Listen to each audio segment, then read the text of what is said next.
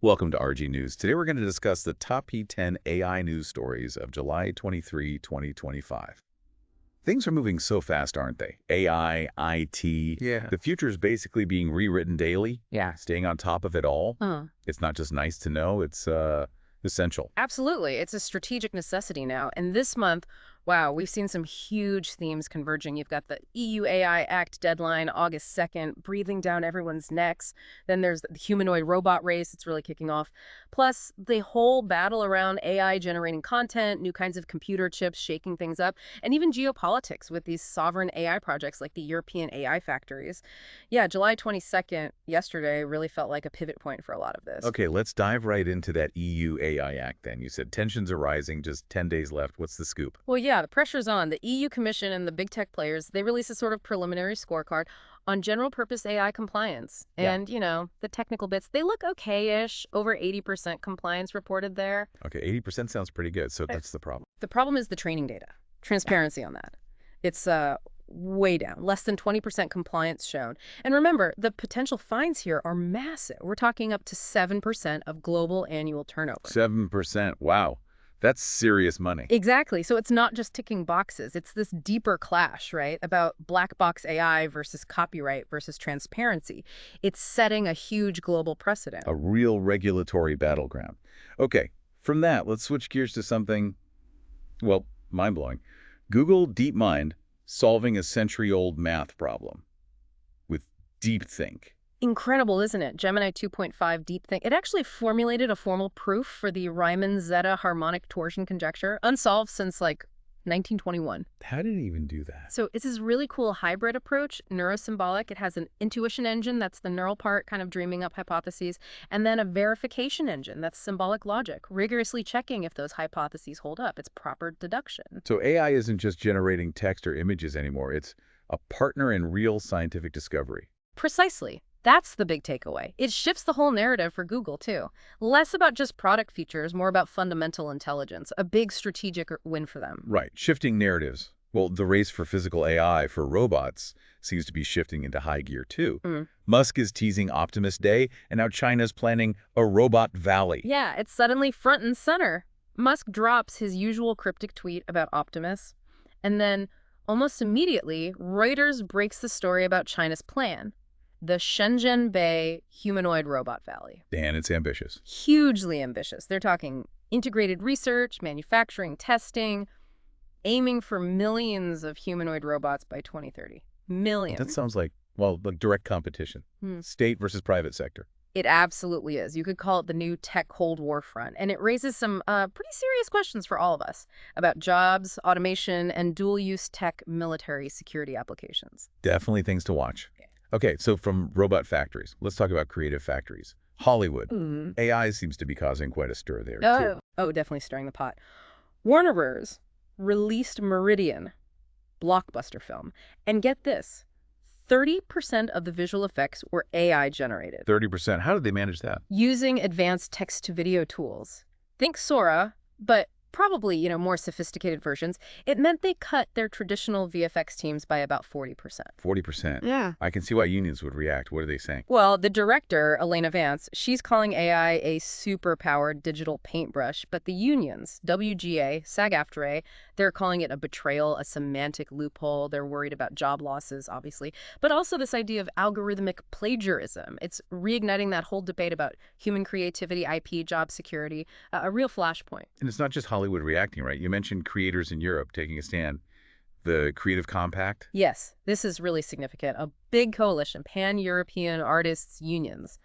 They unveiled this Pacte Creatif in Brussels, right ahead of the AI Act crunch time. And what are they demanding? 3 key things, really. First, strict opt-in consent. AI companies can't just scrape their work for training without explicit permission. Second, total transparency. A public database showing exactly what data was used to train these models. And third, this is the really radical part, algorithmic royalties. Basically, a collective compensation system. If AI uses your style or work, you get paid. Algorithmic royalties. That sounds revolutionary. That could change the economics entirely. Exactly. It puts huge pressure on regulators. Could redefine the whole AI business model globally if it catches on. A potential landmark moment for creator rights. So this push for control, for Yeah. sovereignty, it goes beyond content, right, into the actual infrastructure. Tell me about Charlemagne. Right, Charlemagne, Europe's first AI factory, launched by France and Germany, based in Strasbourg. The goal is ambitious. Build a sovereign, multilingual, large language model. An LLM trained only on verified European data that's compliant with the AI Act. They're calling the dataset the Strasbourg corpus. So an ethical European alternative to the US and Chinese models. That's the idea. Focusing on specific high-value areas like industry, public services, Thierry Breton called it a symbol of Europe's digital destiny. It's a real test, though. Can you build a competitive AI using only clean, ethically sourced data compared to the massive, sometimes messy data sets used elsewhere? And how does it fit with private EU players like Mistral AI? Interesting. A public versus private dynamic there, too. But as AI gets woven deeper into everything, the threats must be growing, too. What's this Chimera 2.0? Sounds ominous. It is. It's a top-level cybersecurity alert. CISA, ENISA, Mandiant, they all put out a joint warning. Chimera 2.0 is described as the first generative malware. Generative malware. What does that mean? It means it uses AI, generative AI, to create attacks on the fly. Ultra-personalized phishing emails, fake documents, even real-time deepfake video calls. Deepfake video calls for scams. Yes. The really scary part is it learns a company's internal communication style. Then it can mimic an executive, say the CEO, get on a video call, a deepfaked one, and authorize huge fraudulent money transfers, millions of dollars. That's terrifying. It completely undermines trust. Totally. It kicks off a whole new arms race between offensive AI trying to scam us and defensive AI trying to stop it. Companies need to rethink everything about security and verifying who they're talking to. That need for verification for trust. It ties into transparency, right? Which brings us to Mistral AI and Aurora, a glass box LLM. Could that be the answer? It's certainly a fascinating move. Mistral, the French AI startup, launched Aurora. It's an LLM specifically designed for regulated industries like finance and healthcare. And the key feature is its traceability engine. For every single answer it gives, it shows you where the data came from, the steps it took to reason, and even a confidence score. So you can actually see how it reached a conclusion, not just a black box. Exactly. It's auditable, a glass box. What Mistral is doing is clever. They're turning the regulations, like the AI Act's rules for high-risk systems, into a selling point, a competitive advantage. That could unlock huge markets that need that trust. Puts pressure on the closed-source giants, too, I bet. For sure. If you need auditability, suddenly the glass box looks very appealing. Okay, and this drive for, well, better AI extends right down to the hardware, doesn't it? Photonic chips, light matter. Yeah, this could be a fundamental shift. Light matter, it's an MIT spinoff. They've started shipping their first photonic AI chips called Enlighten 1 to major cloud providers. Photonic, meaning they use light. Correct. Instead of electricity, they use light particles, photons, for certain core AI calculations, specifically matrix vector multiplication, which is everywhere in AI.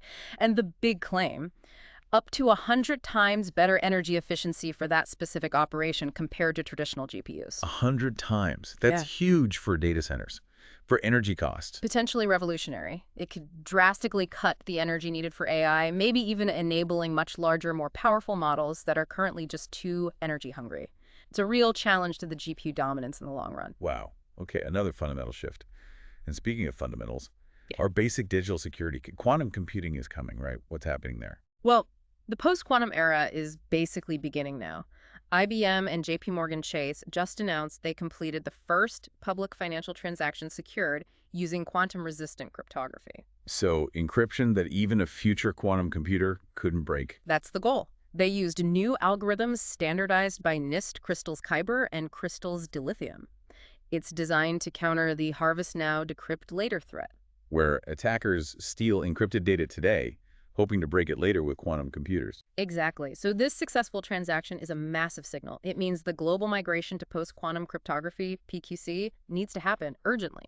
It's creating a whole new multi-billion-dollar market for these solutions. And honestly, it's a critical national security issue for everyone. Okay. Deep breath. That was a whirlwind. 10 huge stories. When you step back, what's the big picture you see emerging from all this? Well, it's clear these aren't just separate news items, are they? They're all connected. You see this unavoidable clash between rapid innovation and the need for democratic control, like with the AI Act and the Creative Compact. You see tech competition spilling over into geopolitics, the humanoids, the AI factories. There's this battle for the soul of creative work, and then these fundamental shifts in computing itself. Neurosymbolic AI, photonics, post-quantum crypto. Yeah, the battle lines seem drawn everywhere, and the stakes feel incredibly high. It really makes you think about what comes next. Definitely. How will companies really adapt to the AI Act? Will those algorithmic royalties actually become standard? Who pulls ahead in the humanoid race? Can Europe's ethical AI truly compete globally? And how quickly will we adopt these new computing methods? So many questions. It underlines that the future isn't just something that happens to us, you know? We're actively shaping it. With every one of these developments, it's crucial to stay engaged. Join us tomorrow on RG News for the day's AI news. Don't forget to subscribe and hit the little bell.